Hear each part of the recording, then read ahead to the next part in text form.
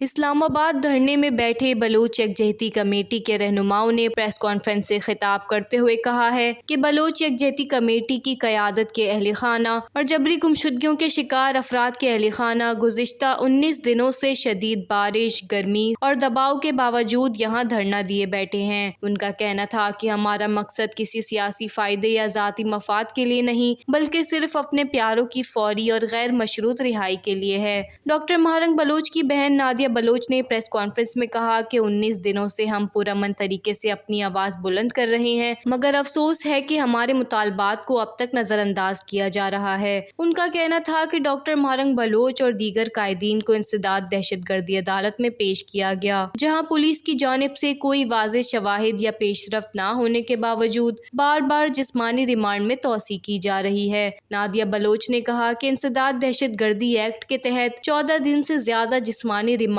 صرف ٹھوس شواہد کی بنیاد پر دیا جا سکتا ہے، مگر اس بنیادی قانونی اصول کو نظر انداز کرتے ہوئے اب مزید 20 دن کا ریمانڈ دیا گیا ہے۔ ان پر دہشت گردی جیسے الزامات عائد کیے گئے، انہیں ان قید خانوں میں رکھا گیا جہاں دہشت گردوں کو رکھا جاتا ہے۔ ان کا کہنا تھا کہ ہم یہ واضح کرنا چاہتے ہیں کہ اسلام آباد انتظامیہ ہم پر مکمل کریک ڈاؤن کرنے پر آمادہ ہے، جبکہ اسلام آباد پریس کلب کے تمام راستے بند کیے گئے ہیں۔ نادیہ بلوچ نے کہا کہ ہماری درخواست ہے کہ اسلام آباد پریس کلب کے سامنے کیمپ لگانے کی اجازت دی جائے تاکہ راستے بند ہونے سے عوام کو مزید پریشانی نہ ہو۔ نادیہ بلوچ نے مزید کہا کہ یہ دھرنا اس وقت تک ختم نہیں ہوگا جب تک بلوچ یکجہتی کمیٹی کی قیادت کو فوری اور بلا شرط رہا نہیں کیا جاتا۔ ان کا کہنا تھا کہ ہم اپنے پیاروں کے لیے لڑتے رہیں گے، بصورت دیگر احتجاج کا دائرہ مزید وسیع کیا جائے گا۔